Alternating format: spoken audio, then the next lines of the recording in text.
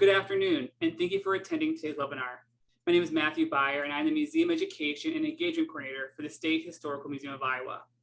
The Iowa History 101 webinars share the Iowa story and the history of the state through a cultural history lens on the second and fourth Thursdays of each month. You can learn more about this series and all of our programs on our website at iowaculture.gov. Please remember to sign up for each webinar you would like to attend, and don't worry if you can't watch live. All presentations will be recorded. Today, we will learn about Iowa's small colleges in the 1920s and 1930s, especially their changing views of intercollegiate athletics. Iowa colleges were on the cutting edge of midwestern backlash against big-time commercialized sports. They were also part of a national movement that consciously envisioned small private colleges as institutions stressing a liberal arts curriculum. Now, a few housekeeping points before I introduce our speaker. Everyone came into this webinar on mute with cameras off. Closed captions are available by clicking the closed caption button on your screen. The webinar is being recorded and will be placed on the Iowa Culture page of YouTube in a few days. I've disabled the chat function, but if you have questions, please type them into the Q&A feature throughout the webinar. My colleague, Kinnick is watching that feature and will prepare a list of questions for the speaker at the end of the presentation. But please note, we may not be able to get to all the questions. Now, I'm pleased to introduce our presenter, Brian Ingrassia, is Associate Professor of History at West Texas A&M University in Canyon, Texas, where he is also Associate Director of the Center for the Study of the American West. A native of Peoria, Illinois area, he completed his BA at Eureka College and his PhD at the University of Illinois at Urbana-Champaign. He is author of The Rise of the Gridiron University, Higher Education's Uneasy Alliance with Big Time Football, and also serves as a series editor of the Sport and Popular Culture series at the University of Tennessee Press. In addition to his work on interwar athletic conference realignment in the Midwest, Ingrassia is also completing a monograph about the history of the Indianapolis Motor Speedway. He's beginning work on a book about the history of organized baseball expansion and franchise relocation. He has published articles in the Journal of Illinois History, Middle West Review, Journal of Sport History, and Journal of the Gilded Age and Progressive Era, among others. I'm happy to turn over to Brian to begin the webinar. Thank you so much for that introduction, Matt. I appreciate it. Thank you all for joining me today. I hope you can hear me. I'm going to be sharing my screen here in just a second.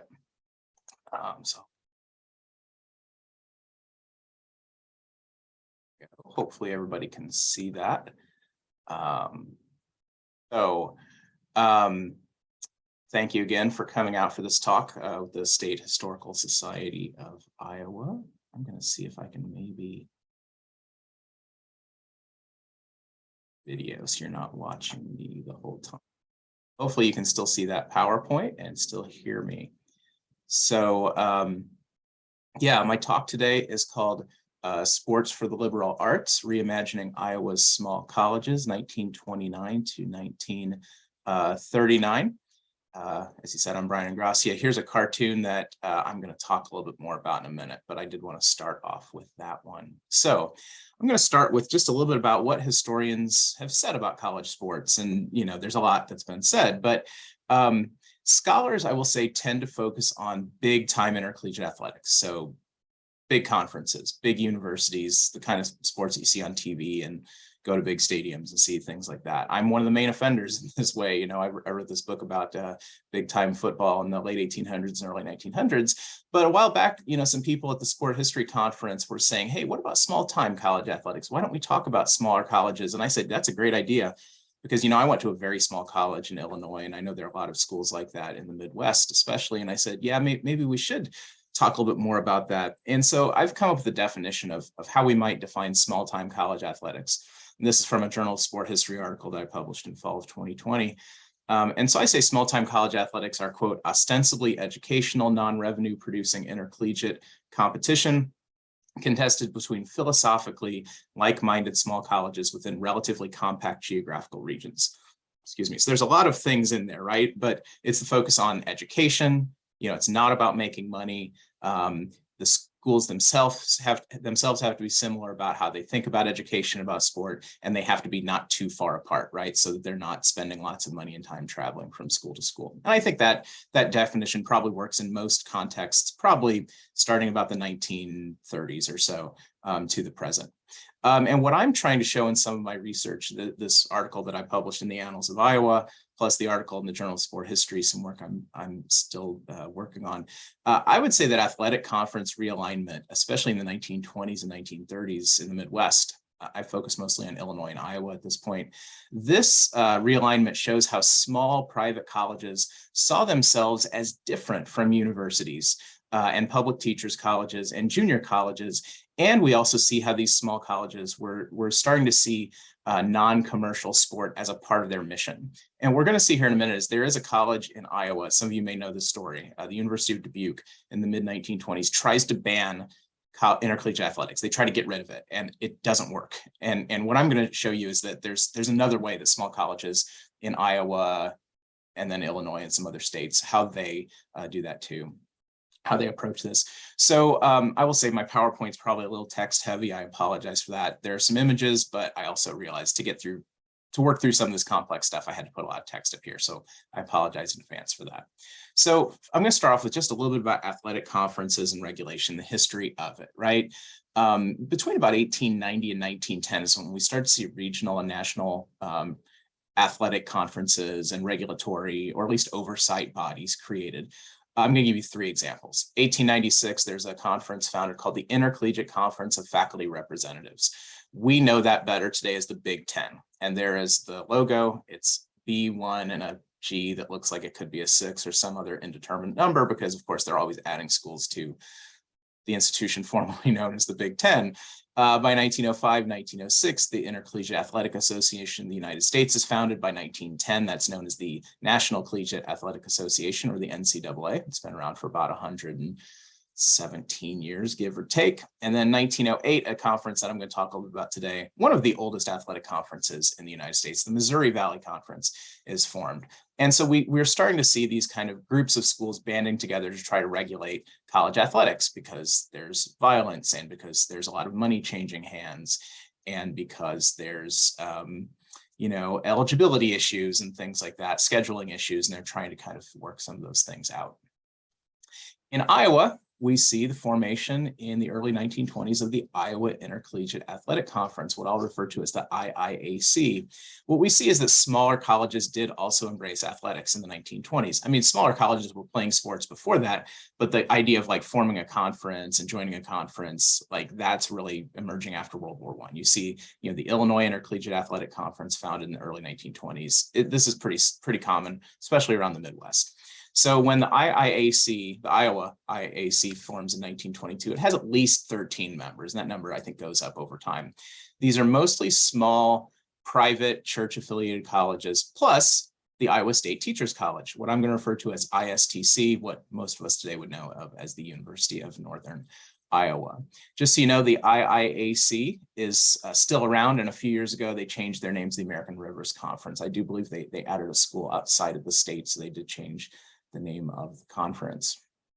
So the 1920s, some of you may know this, but it was the golden age of sports, right? It's a time of big campus stadiums being built, time of radio, cars and roads and things like that are helping to create what I call sporting economies of scale, right? You can bring lots of people to the stadium. You can have lots of people listening on the radio, which then of course leads to more money, the rise of sports celebrities.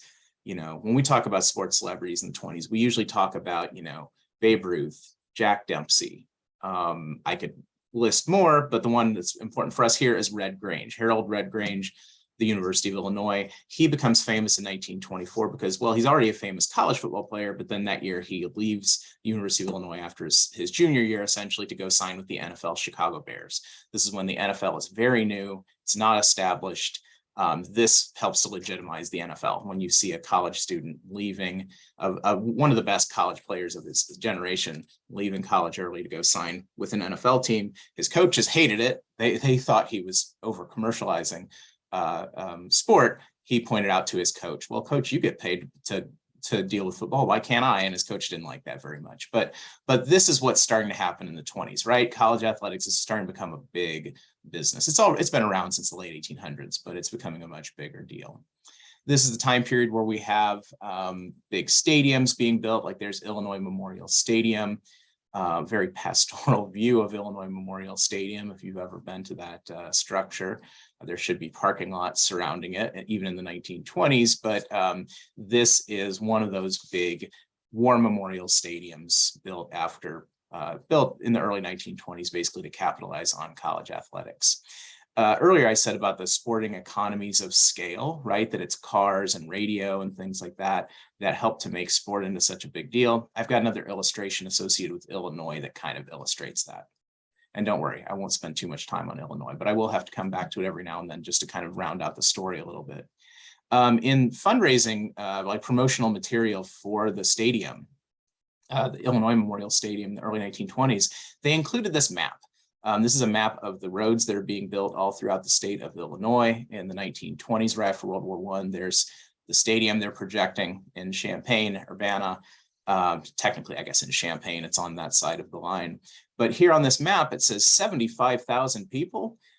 You know, will 75,000 people really come out to the stadium? Well, more than 100,000 will drive down 2 years from now when the Illinois Good Roads program is affected. Study this map. It shows how, when the roads are finished, a population of 5 million people will be within 5 hours drive of the Illinois Stadium. So they are building these structures to bring in lots of people, to bring people to college football games, and probably to make money as well. They don't show any other states. I suppose you could drive in from Iowa or Indiana or Wisconsin to see a game at Illinois Memorial Stadium, but here, this map is just the Illinois roads. Of course, in the state of Iowa, we have Iowa Stadium, now known as Kinnick Stadium, built in 1929, not quite as big as Illinois Memorial Stadium, built a little bit later, but it kind of serves the same purpose, right? It's a big structure so people can go watch a football game and enjoy themselves and consume sport and whatever other things the concessionaires might be selling at the stadium.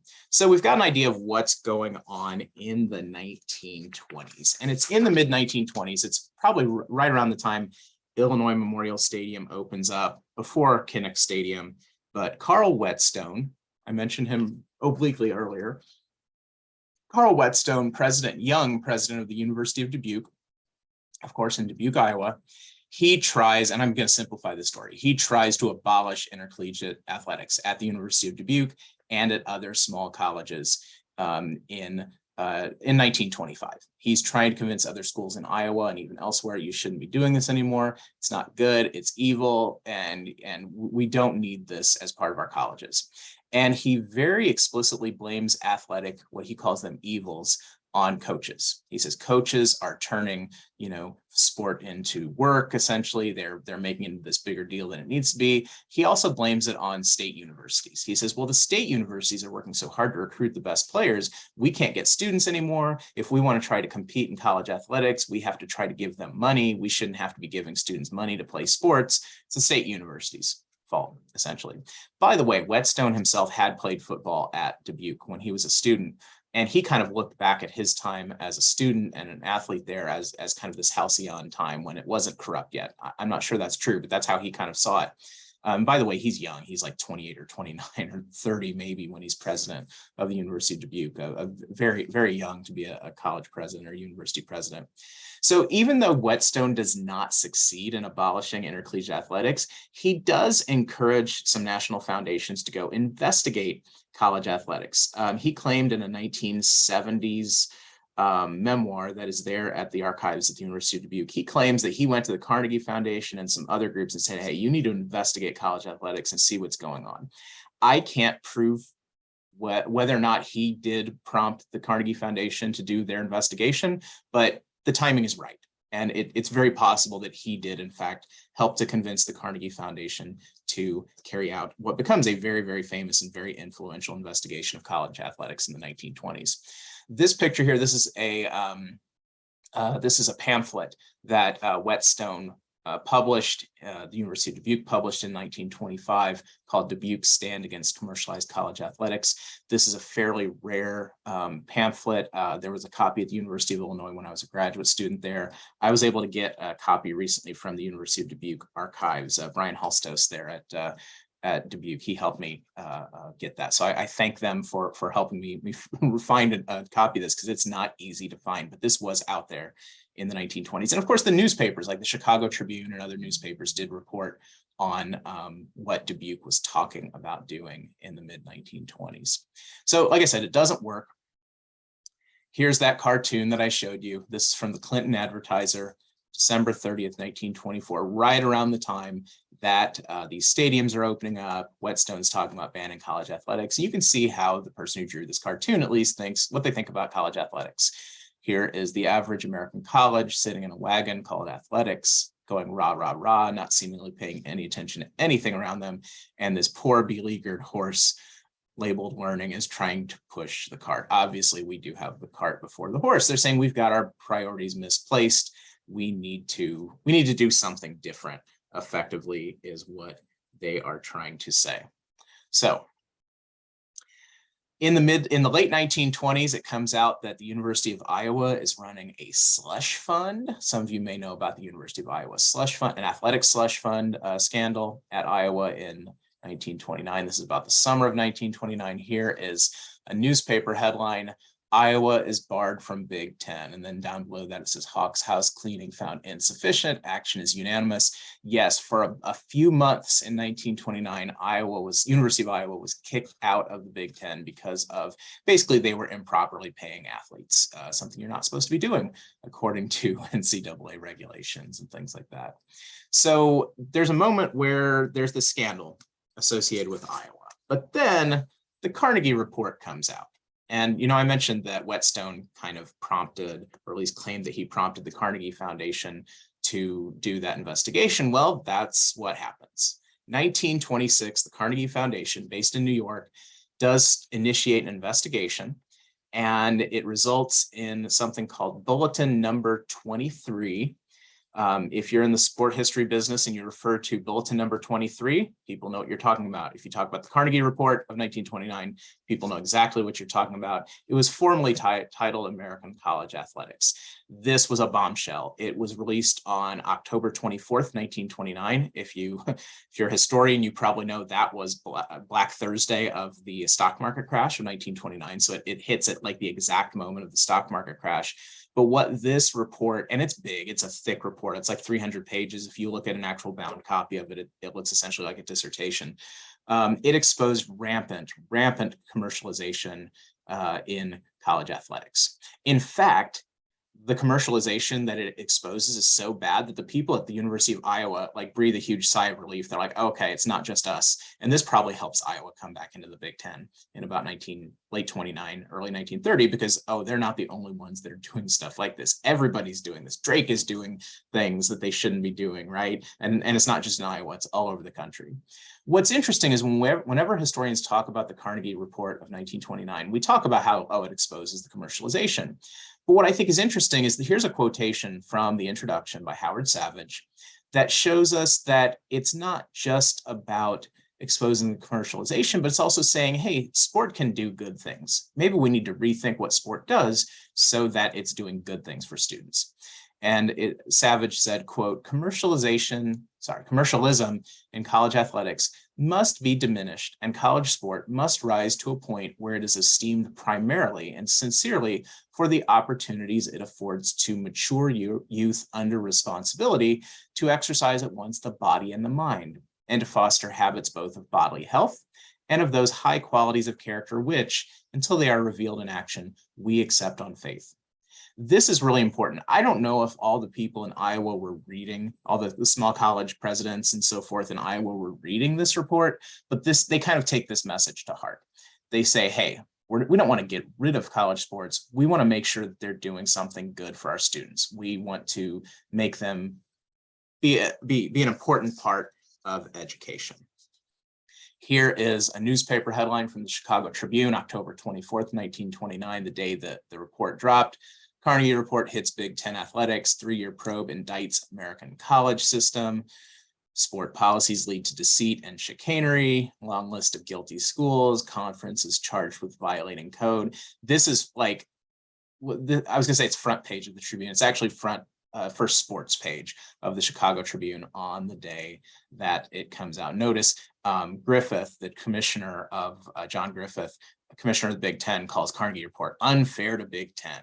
cites condemnation of Wisconsin, Minnesota. There's something over here about Purdue. Here's some excerpts from the Carnegie report. People are reading this Carnegie Foundation report. Okay, the Carnegie report's really important, but one of the things that historians haven't talked about is that regionally there are other reports that are important. And the one that I'm going to talk about, because we're talking about the Midwest, is the North Central Association, the NCA report. Many of us know today the NCA as, I think they've changed the name now, but the accrediting body for higher education in the Midwest, essentially. The NCA has been around since, I think, the 19-teens, accrediting colleges.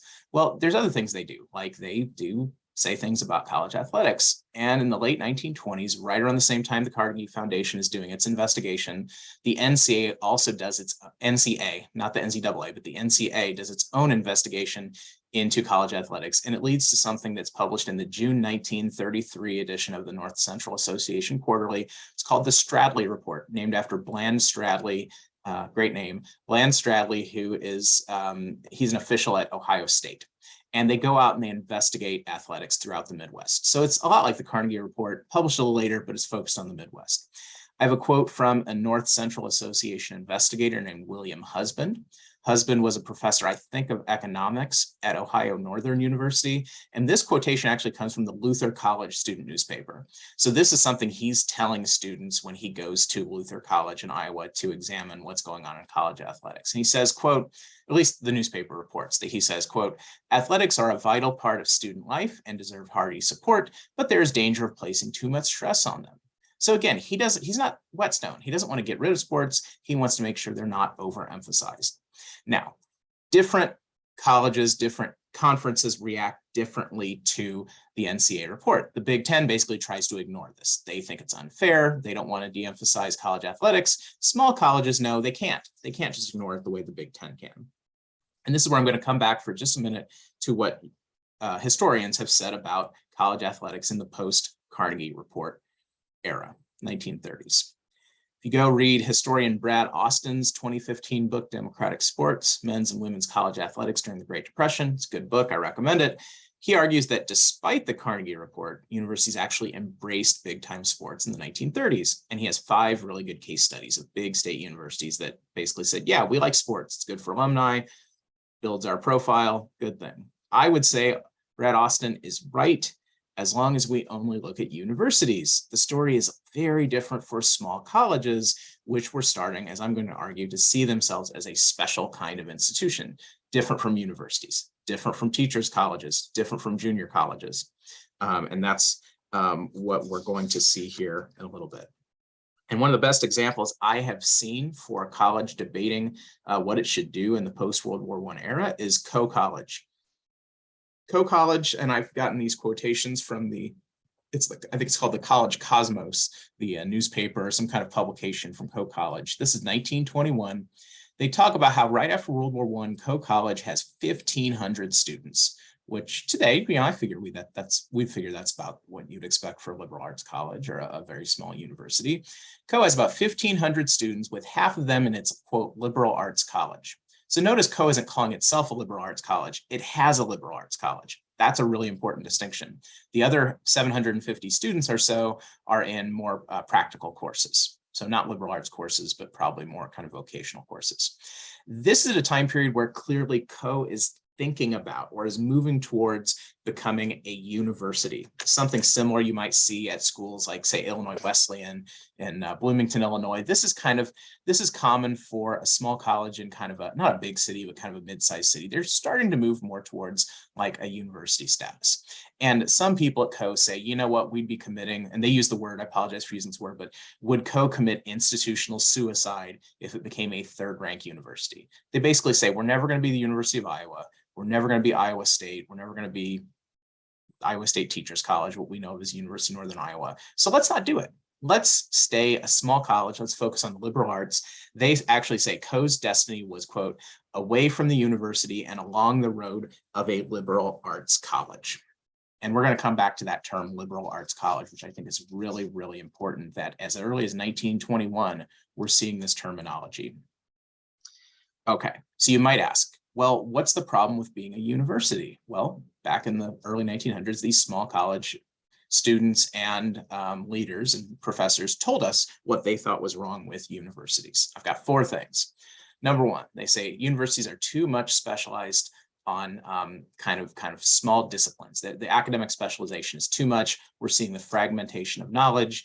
There are people, I have a picture here of a lecture at the University of Iowa sometime, I think in the 1920s. You know, they don't like the lecture system. Oh, it's just about injecting a bunch of knowledge into students. There's no kind of thinking. There's no kind of interpersonal communication happening. This is right after World War I. They don't like that. They're like, well, that's the kind of thing that might have caused World War I, is right, people just learning things without learning kind of the morals of things.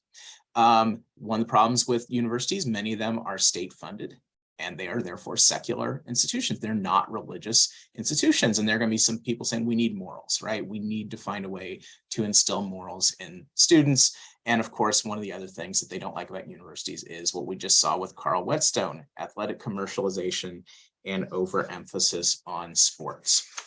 Okay, so good example of somebody who by the late 1920s is very much taking this critique of universities to heart, but isn't willing to get rid of college sports, is a guy at Grinnell College in Iowa named John, and I hope I'm saying his name correctly, John Scholte Nollen, who later is president of Grinnell. I don't believe he's president yet when he makes this speech in Chicago in 1927.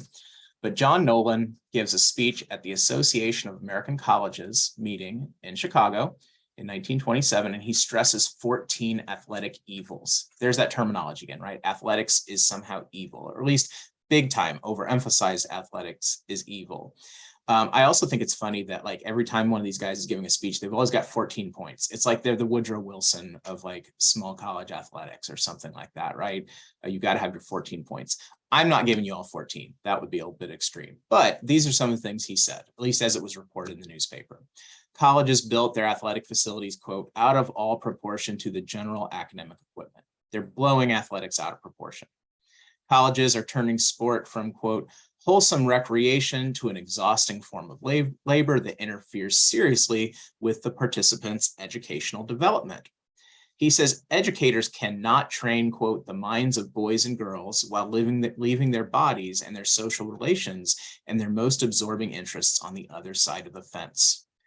Again, I think it's interesting. Nollen, who back in 1925, he's sort of sympathetic to Wettstone. He's like, yeah, you know, we need to do something, but he doesn't come out and say, yeah, we need to get rid of sports. And here he's saying college athletics are becoming evil. They're becoming too much.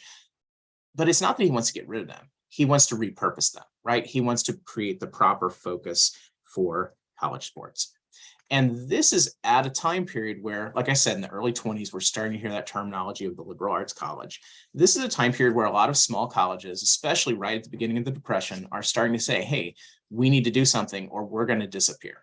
There is a group formed in 1930, so just a couple of years after the speech, called the Liberal Arts College Movement. Now, I have found very, very few historians who have ever talked about or analyzed this group. I don't think this group did a whole lot, but the idea of this group is really fascinating. There is a PhD student at Carnegie Mellon, a guy named Bennett Korber, who's done a little work on the liberal arts college movement. He and I have talked about it, but I can't find too many other people who've talked about this group. This is a group formed in Washington, D.C. at the Association of American Colleges meeting in 1930. And what they're doing is they're vowing to help small colleges raise endowment funds. They basically say, hey, there's too much money in a handful of colleges and a handful of universities. If we could, you know, raise endowment funds and kind of spread it out, we'd have more strong, healthy, smaller colleges. And the leadership of the liberal arts college movement is a group called the Committee of 15. It's basically 15 college and university presidents from around the United States. Kind of the ringleader is a guy from a small college in Maryland, but there are 2 of the 15 who are presidents of small colleges in Iowa, and that's Coe College and Cornell College. I've got a picture of Cornell there. It's a recent picture, not a historical picture, but it kind of gets across the sense of, you know, these are the kinds of facilities, or these are the kinds of colleges, at least, that need to be benefiting from this kind of push for endowment funds. So the liberal arts college movement is not going to actually go out and raise the money, but they want to publicize the plight of small colleges and kind of help raise money to help them survive. Understand this is kind of right after the stock market crash, but the Depression itself hasn't really hit yet. I don't think they ever do much raising of money because, of course, the Great Depression is going to stop that. President Herbert Hoover, a native Iowan even gets involved in this discussion because these college presidents go to him and say, hey, Mr. President, what do you think about small colleges? And he endorses the work of the liberal arts college movement. He says, and I'm cherry picking words here that I'm quoting, but he says this in a couple places. You even go to the bound like papers of Herbert Hoover, there's like a telegram or something in there where he says, small colleges are irreplaceable, but they are losing out in competition with universities. The United States needs these small colleges to instill character and to give students a rounded cultural equipment. Any of you who are familiar with small liberal arts colleges today, this is very much how we talk about them, right? We're not just teaching information, we're teaching character, we're teaching well-rounded individuals. This is kind of some of the language that's coming out of the 1920s and 1930s. There's even an NBC radio broadcast of a liberal arts college movement program in November of 1931. I think it's like a Saturday night, like a primetime kind of radio broadcast around the United States. There's also some broadcasts of in Iowa that are specifically like college presidents. I think Herbert Bergstahler of Cornell is one of the people who gets up and gives a speech over the radio in Des Moines over, what are liberal arts colleges and what are they good for? Why do we need them? So coming back to an idea that I kind of stressed earlier is that the idea of the liberal arts college, not the liberal arts, but the liberal arts college is kind of new at this time. And I know that's going to probably shock some people, but I'm going to unpack what I mean by that. Basically, I argue that after 1915, there's basically people start to invent this thing called the liberal arts college. Again, the idea of the liberal arts is old. It goes back to like the 12th century. It's a medieval concept. I'm not saying that the liberal arts is a 20th century invention. It's not. But the idea of the liberal arts college is kind of becoming a thing in the modern era. I would even say the concept of the small college, kind of in opposition to a university, that arguably dates to the Yale report of 1828. Some of you may know about this report where Yale is like, hey, we're not teaching people the right way. We need to focus on, kind of personal education, not on teaching people just skills, but teaching them how to think, which again is very much how liberal arts colleges today, I think, see what they're doing. What's interesting is that if you go do like keyword searches for the term liberal arts college, it changes between the late 1800s and about 1915. In the late 1800s, liberal arts college, if you look for that phrase, it means an undergraduate unit within a larger university. So the University of Southern California has a liberal arts college. The University of Cincinnati has a liberal arts college. Co-college might have a liberal arts college. But after about 1915, the term is increasingly used to refer to small private colleges that are focused exclusively on undergraduate education. So it's not a liberal arts college within a university, it is its own kind of institution. And that's what we're starting to see when Coe says in 1921, we need to be a liberal arts college, not we need to have a liberal arts college and, teach practical courses or whatever like that. We're seeing things changing. So I hope y'all are with me. If this were my class, I'd be like, hey, does anybody have questions? But I know we have to wait until the end. So I just went too far.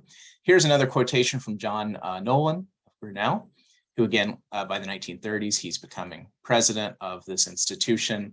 He says, and I think this is just more evidence of how people like this are thinking about small colleges. He says, small liberal arts colleges can save Americans from, quote, weary, stale, flat, and unprofitable lives by building students' minds and creating social unity. That's a 1932 quotation. Again, he's saying, this is a particular kind of institution that we have. It's complicated. This kind of idea of the liberal arts gets complicated a little bit because, of course, this is the time of the Great Depression. It's the time of the New Deal. It's a time of a lot of federal and state investment in infrastructure, but especially in the infrastructure of higher education. And we start to see in Iowa, but other places as well, in the Midwest and probably beyond that too, I'm sure, is a bit of an anti-statist or even an anti-New Deal backlash in the 1930s. Because what's happening, and again, this is one where I apologize for so much text on the screen, we're seeing a growing state support for public teachers' colleges and junior colleges in the 1930s. I mean, the junior college is kind of invented basically about 1901, but doesn't really start to become common until about the 1920s or 1930s. And states are investing in teachers' colleges, normal colleges, and junior colleges. What's happening, some people like the president of Coe College are pointing this out, higher taxes are supporting public colleges, but they're limiting the ability of wealthy people to give gifts to private colleges. If you have to pay higher taxes, you might not be able to give as much money to your alma mater or to the school down the street or to the college that your kid goes to, that kind of thing. And some small colleges are really going to be resentful of that, especially because public college enrollments are going up, tuition's relatively cheap, better facilities. Private college enrollments are going down. Some schools are genuinely struggling to make it through the 1930s. There are some that close down or come very close to closing down in the 1930s, or maybe they lose their accreditation in the 1930s because they can't afford the faculty salaries and things like that they would need, laboratory equipment and so forth. What's also happening, and this is why it kind of comes back around to the main point of today's talk, is better funding also means better athletic facilities and better teams at public colleges. If you have more students, you have better athletic facilities, you're probably going to have better athletic teams. You're going to be winning more games. This picture that I have, this is, I believe it's West Gymnasium at what we know of as today as the University of Northern Iowa. This was built, this is actually 1920, so this one predates the New Deal a little bit, but it's kind of representative of the interwar investment in educational infrastructure, including physical educational infrastructure.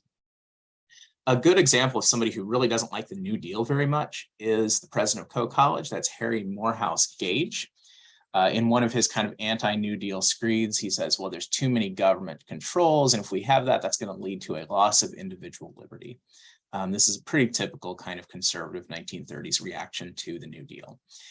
He also sees, he's talking about the role of sport in colleges. And again, he's like Nollen, he's not going to get rid of sports, but it has to do the right thing within a college, a small college like Coe.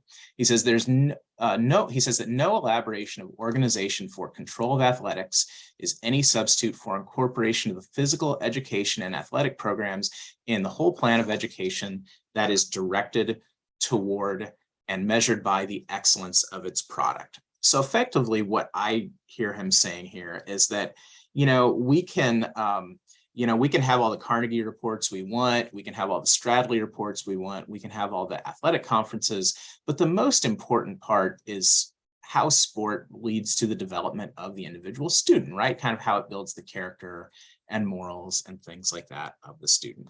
And this is the kind of thing that we see college leaders saying more and more in the 1930s, right? Is sport needs to be something that's good for our students and good for their morals.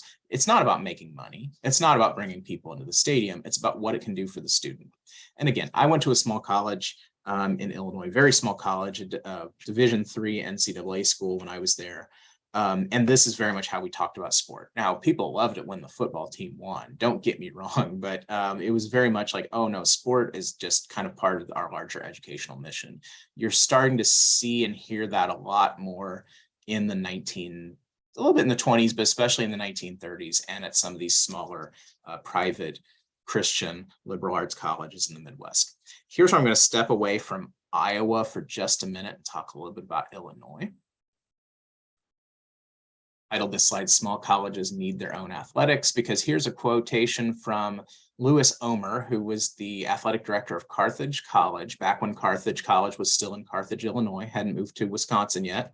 And he's writing to Frederick Muhl, who is the athletic director and a mathematics instructor at Illinois Wesleyan University in Bloomington. This is 1932. And he says, I quote, "We, meaning small colleges, are allowing ourselves to be inveigled into a position where we are forced to compete for students and for prestige of all kinds against subsidized competition by state agencies, and thus lower the standards and aims which we, as he capitalizes it, liberal arts colleges, have a responsibility to maintain."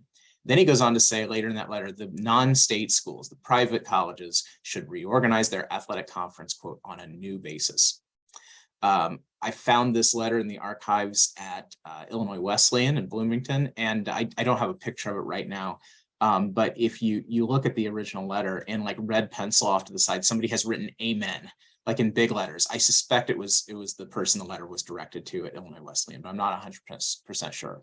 But what Omer is saying is basically we shouldn't have to compete with the public schools that are getting this kind of state subsidies And in the process, he's saying, well, we're having to lower our standards. And there's a whole debate about the freshman rule, whether or not freshmen can play sports that I'm kind of alighting here. I'm not getting into, but that's really the issue, right? Is whether or not they should have to play or be allowed to play freshmen on varsity teams. And these small colleges are starting to say, we don't want to do that because that's watering down the kind of education that we want to provide. Okay, so I'm going to stay with Illinois for just a bit. What happens in Illinois? Well, there's conference realignment, big time conference realignment in the state of Illinois in right around 1937 or so. They've been talking about it for about 5 years. It finally happens in 1937. There are 10 schools consciously identifying as liberal arts colleges. They use that terminology all the time. They leave an athletic conference that was created back in the early 1920s. It was the Illinois Intercollegiate Athletic Conference, also known as the Little 19, because at one point in time it had 19 colleges, seriously 19, spread throughout the entire state of Illinois. They leave that and they go form a new 10-school conference called the Illinois College Conference. This is like Illinois College, Illinois Wesleyan, Knox, I think Monmouth. You get the idea, right? The small liberal arts colleges. Bradley is part of that too, although Bradley is kind of trying to position itself this time as a liberal arts college. It later very much outstrips that. But we might ask who was left in the old conference in the Little 19. Well, it was basically 5 state teachers colleges. That's Northern Illinois, Southern Illinois, Eastern Illinois, Western Illinois, and Illinois State, plus some private colleges that had lost their NCAA accreditation, like Eureka and McKendree, or just kind of in general were faring poorly due to the Great Depression. Like Carthage gets left behind in the old conference because they're not doing so well at that moment. Basically, what we see happening is this is a divorce. It's a divorce between the schools that see themselves as the liberal arts colleges and everyone else, the state teachers colleges, the junior colleges, the private colleges that aren't doing so well. In Iowa, something similar happens, but it's a little bit less dramatic. The split is less acrimonious, and I think the main reason is because there's only one teachers college, only one state teachers college in Iowa compared to the 5 in the state of Illinois. In Illinois, you see a divorce. I think what happens in Iowa is basically either Iowa State Teachers College gets asked to leave or they decide on their own volition, yeah, maybe we should just leave and go join another conference. So here's what happens in Iowa. 1930s conference realignment in Iowa. There was a more compact conference of fewer schools proposed in 1931. There was some serious talk about creating it. They meet in Marshalltown at the Hotel Talcorn, which is maybe my favorite hotel name of all time. They come pretty close to making that conference, but there's some hesitation to include a, quote, state school. That's Iowa State Teachers College, University of Northern Iowa, as we know it now.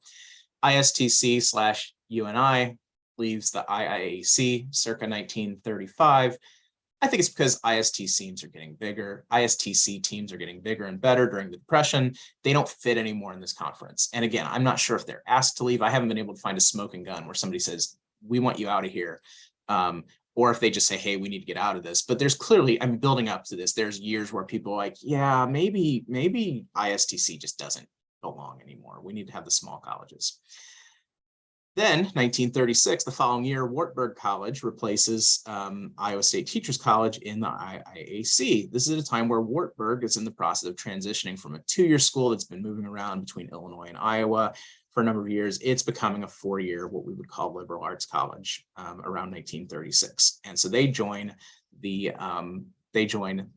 athletic conference in the place of the Iowa State Teachers College.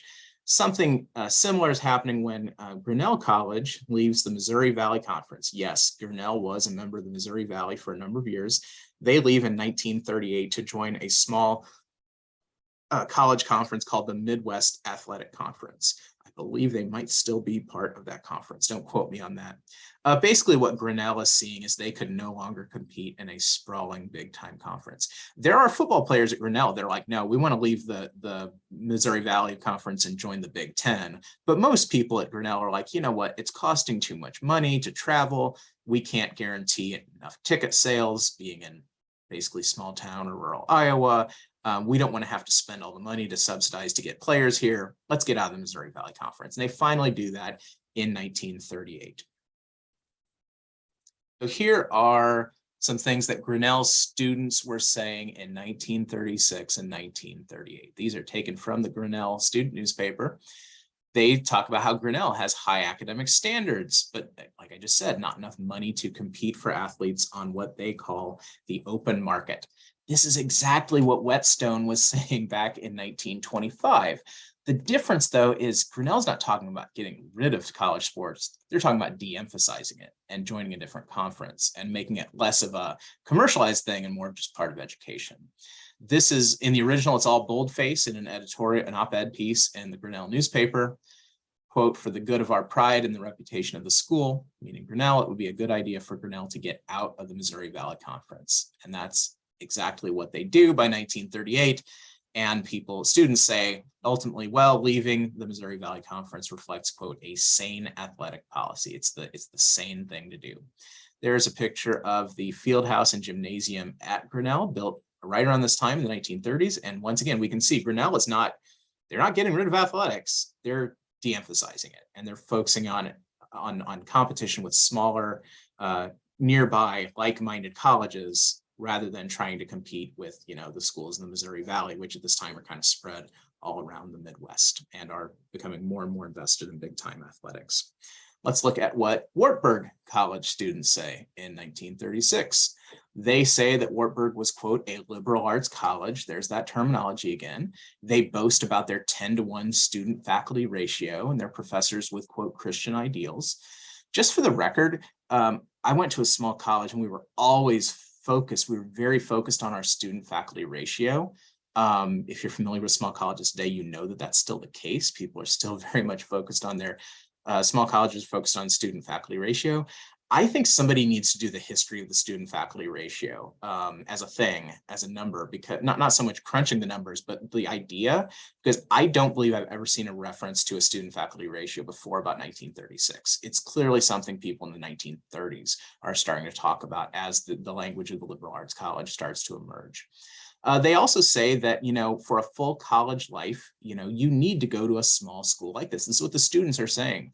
They say for a full college life, it requires the general atmosphere and spirit of, quote, "the college corridors and the athletic fields." It's not just about going to class. It's not just about playing sports. If you want to build your body and your mind together, you need both of those things.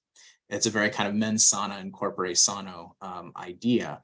Kind of 19th century, very common 19th century idea, except here it's being very much articulated by students at this small college that's seeing itself consciously as a small college. Okay, so we've only got a few minutes left, so I'm going to move to my last slide, which is titled, "What's the takeaway?" What do we take away from this talk? Well, 3 points.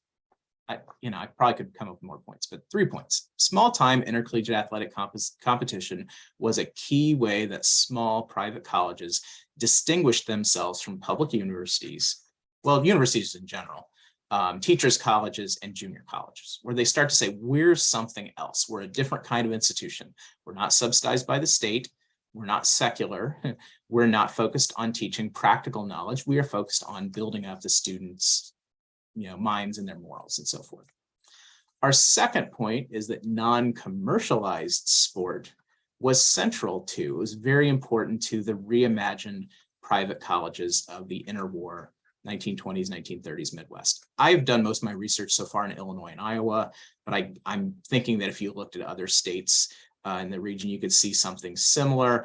There are some historians who have done similar research, like Bennett Korber, I mentioned earlier. He's looked at some, I think, Oberlin and Swarthmore and some other schools around the United States. A guy at the University of Northern Alabama named Jim Watkins has looked at Sewanee, doing kind of a similar thing down in Tennessee. So this is happening in a lot of places, but my research is focused mostly on the Midwest. And so what these schools are doing is they're not eliminating sport, which is what Wettstone tried to do at Dubuque in 1925. What they're trying to do is they're trying to reincorporate a certain type of sport into their education and actually see it basically as a part of the curriculum. And the final point, and this is in some ways this is a tangential point, but it's also, I think, a really important point that people haven't really talked about. And what I'm finding is that although the concept of the liberal arts as a type of curriculum essentially dates to the 1100s, to the 12th century, we know that. The idea of the private liberal arts college, a lot of us talk about small liberal arts colleges, right? The SLACs or SLACs. That idea really emerges, as far as I can tell, after 1915, largely as part of a backlash against changes in American higher education, against the rise of universities and state-funded teachers colleges and junior colleges. There are small colleges that say we do something else at our school and we don't want to really identify with that. So I am at this point done with my talk. I think there may be some Q&A that folks have. People may want to ask some questions. So I'm going to stop sharing my screen. I'm going to go back to my video just so y'all can see me if you do have questions. And I think I've been informed that somebody might read any questions that have come over the, have come in. Yeah, so thank you, Brian. That was certainly wonderful to listen to and very interesting. So we do have time for some questions. If you do have a question as we're going through, please submit it through the Q&A feature on Zoom, but please note that we probably will not be able to get to all of the questions today, unfortunately. So Brian, one of our first questions here is, what kind of originally triggered your interest in this topic? That's a fantastic question. Part of it is I worked in the college archives when I was an undergraduate at Eureka. My dissertation, even though people look at it and they say, oh, your dissertation, your book is about college football, is really about higher education. I'm just really interested in the history of higher education.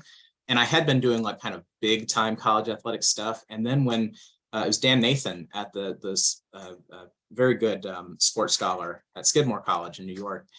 He's part of the North American Society for Sport History. He said, hey, we should be talking about small colleges. And I said, yeah, we absolutely should. And he said, let's be on a panel together. And I said, I don't know what I'm going to talk about, Dan. And I said, when I was an undergraduate working in the archives at Eureka, I remember there was this conference called the Little 19. And I didn't know anything about it. I said, there's got to be a conference paper there. And I started doing the research about 3 years ago and said, oh, wow, there's not a conference paper there. There's an article there. And so that became my Journal of Sport History article. And then I said, I bet something similar is going on in other states. And so that's when I started looking into Iowa. And what I loved about doing the Iowa research is that in some ways it's a very similar story. It kind of complements the Illinois story so well, but it's a different story, right? Because of the kinds of institutions we have in Iowa. Some of the people in Iowa are much more outspoken about what liberal arts colleges can do. Herbert Hoover gets involved. So again, those states have a similar story, but it's different enough that we see kind of multiple facets of the same story coming out. Yeah, absolutely. Thank you.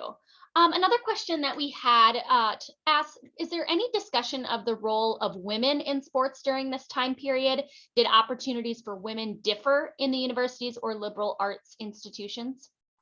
That's a great question. And I will acknowledge my research hasn't really focused on that. At the same time, I can answer that question. There's virtually no women's intercollegiate athletic competition before 1972, before Title IX. Very little. That's not to say there's none. We do have documentation of women's basketball teams in the early 1900s. There's kind of a backlash against that in the 1920s, where there's a bit of a revival of the idea from the 1870s and 1880s that women shouldn't be playing sports. It's bad for their bodies. It's bad for it drains their nervous energy. It makes them unable to procreate. There is kind of a bit of a conservative turn in the 20s away from women playing sport.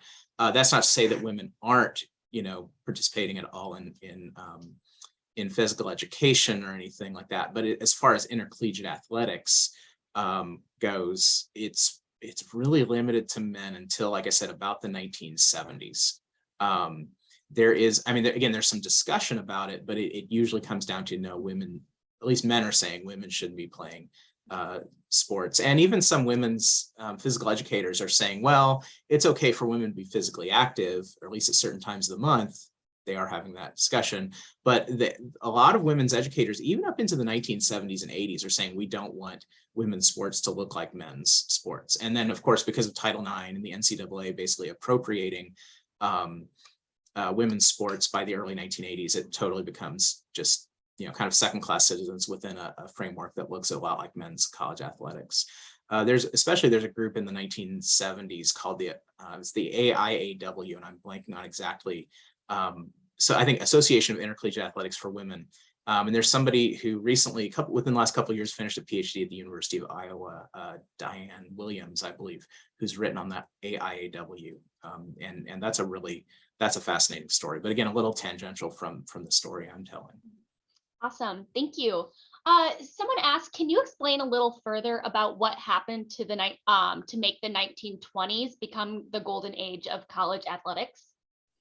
Yeah, I think it has a lot to do with cars and radio and stadiums. Of course, it's after World War II. I think, we talk about the jazz age and flappers and, the growth of the economy and people coming back from war and probably coming out of the influenza pandemic of 1918, 1919. And between all those things, especially the communications and transportation infrastructure, sport gets to be a really big deal in that time period. And that's the case in baseball. This is when Yankee Stadium is built. In auto racing, this is when, the Indianapolis Motor Speedway has 150,000 people coming out to the races. College sport is basically another part of that growth, which I'm sure there are kind of deeper cultural meanings that I'm not getting into, again, kind of maybe that sense of pent up, we want to enjoy ourselves after World War I, after the influenza pandemic. But in terms of the actual kind of structure of it, a lot of it has to do with the stadiums that are being built, the amount of money that people have to spend on entertainment, and the cars and the roads that allow them, and the radio that allows them to consume these sporting events. I don't know if that's a really satisfying answer, but I think that's probably the best I can do in the amount of time we have. No, definitely. And we do have time for one more question. So this will be our last question for this webinar. What archives were the most beneficial to your research, would you say? Great question. One of the disadvantages of the research is that I had a research trip planned. I had my 4 colleges I was going to go to in Iowa. I'd contacted people. I was lining up places to stay, and I was going to leave Texas and drive up, and I was going to go see family for a few days and then go to Iowa and go to these 4 schools on my spring break. That was March 13th of 2020 was the day that I was going to leave. I had a hotel booked already for my trip up. And as you can imagine, that was right when COVID happened. And so I have to admit, I didn't get to see a lot of this stuff in person. I was so excited about going to some of these colleges, and I haven't seen all these college campuses, and I wanted to see them and go to the archives, and I couldn't do that. So I did a lot of my research while COVID was on. I did a lot of it through digitized newspapers. Between the Chicago Tribune, the Des Moines Register, I think, and a lot of these schools have actually digitized their student newspapers. So between Luther and Wartburg and and some of the other school, Cornell, I think, that have digitized their newspapers, I got a tremendous amount of stuff from them. Also, there were some archivists that were very kind about sending me things. I think at University of Northern Iowa is one of the schools that did send me some things. So yeah, it was a lot of college archives, which I'm a big fan of. I really appreciate the folks who work at college and university archives and make that stuff available for us. I will say, had I been able to get there in person and go through the records for a week to those 4 different colleges, I probably would have found some additional things that might have I don't think it would change my argument. It might have given it a little bit of a different texture, or maybe kind of changed a few directions here or there. So there may still be some additional room for research in this area. But yeah, that's mostly where I got my research, was college archives and digitized newspapers. Wonderful. And with that answer, we will bring this webinar to a close. Thank you to everyone joining us today. And we would like to extend one last thank you to our presenter, Brian. We hope everyone will sign up for the Iowa History 101 webinars that take place on the 2nd and 4th Thursdays throughout the year. There are many great stories from Iowa's past to tell in the upcoming months. For more information and to register for future webinars in this series, check out our website at iowaculture.gov. This webinar and past presentations are available on our website as well. While you are there, you can look into some of our other fantastic digital programs, such as Scholte's Kids Club activities for young historians, or watch video recordings of the Iowa Stories series, which is hosted by our Iowa City branch. We look forward to virtually seeing you Thursday, July 14th. Thank you all again for joining us today, and have a wonderful afternoon.